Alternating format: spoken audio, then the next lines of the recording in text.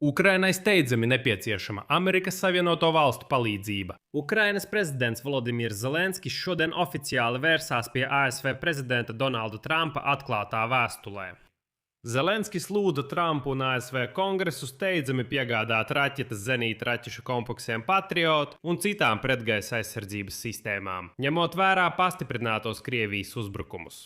Turklāt Zelenskis uzsvēra, cik svarīgi ir, lai, citēju, Amerika sadzirdētu Ukrainu.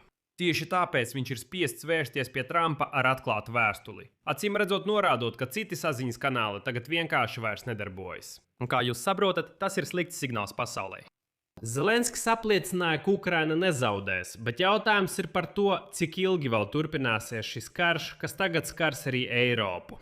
Bet šķiet, Donalda Trumpa atbilde jau ir acīm redzama. Diemžēl šodien ASV nepievienojās Ukrainas paziņojumam apvienoto nāciju organizācijā, kurā tika nosodīti Krievijas draudi veikt sistemātiskus triecienus Kijivai. Tajā pašā laikā Zelenskis atkal atkārtoja, ka Kremlī ir pieņemts lēmums atkal ķerties pie mobilizācijas. Mani sauc Aleksejs Pečijs, apspriedīsim šo tēmu kopā. Bet pirms mēs sākam, lūdzu, abonējiet šo kanālu, nospiediet patīk šim raidījumam un atstājiet jebkuru savu komentāru zem šī video, lai YouTube algoritmi piedāvātu šo raidījumu pēc iespējas lielākam skatītāju skaitam. Būšu pateicīgs par jūsu komentāriem. Un abonējiet manu Telegram kanālu Pečijs News. Saite uz to ir šī video aprakstā.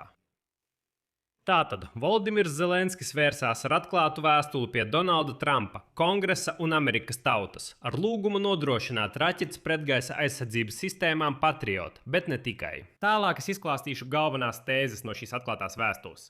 Zelenskis sāk ar pateicības vārdiem, citēju.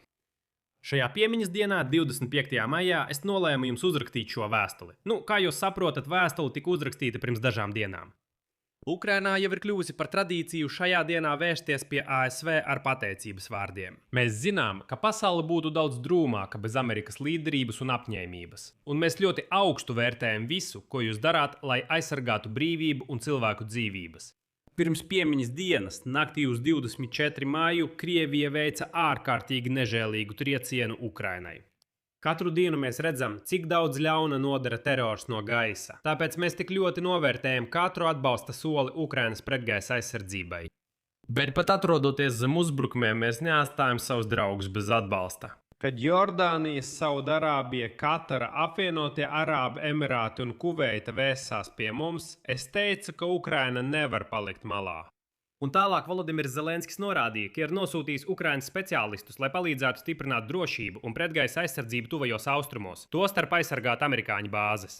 Arī Irāna to pamanīja, jo, kā atcerieties, draudēja Ukrainai. Tālāk atkal citās no Volodimira Zelenska.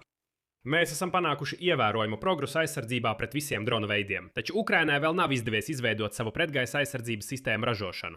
Kad runa ir par pretgaisa aizsardzību, mēs paļaujamies uz mūsu draugiem un partneriem visā pasaulē. Un kad runa ir par aizsardzību pret balistiskajām raķetēm, mēs gandrīz tikai paļaujamies uz Amerikas Savienotajām valstīm.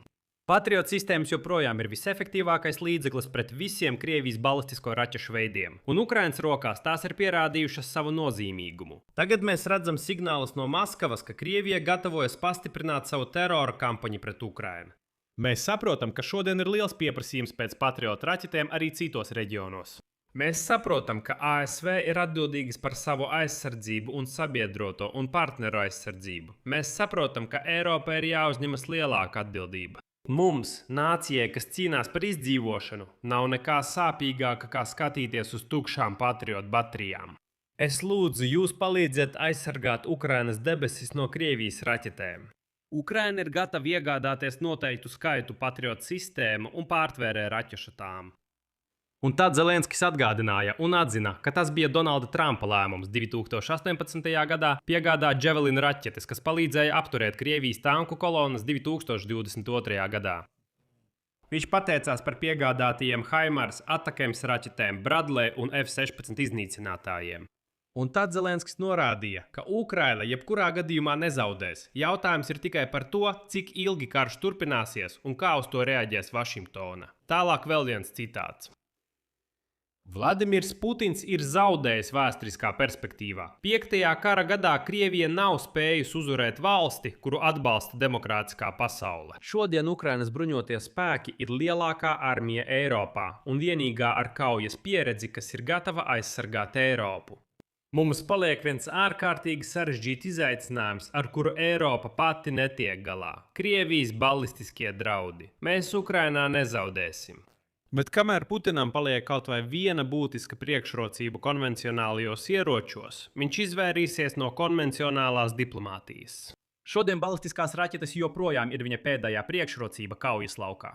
Tāpēc Ukrainas tautas vārdā es lūdzu prezidentu un kongresu palīdzēt mums aizsargāties pret Krievijas teroru. Un pats fakts, ka šāda vēstule tiek rakstīta atklātā veidā, nevis izmantojot slēgtu diplomātiju, mazliet satrauc. Jo tas liecina, ka parastie saziņas kanāli ar Trumpu vienkārši vairs nedarbojas. Un tā ir satraucoša tendence. Un uz šī fona man jāpiemina vēl divas ziņas.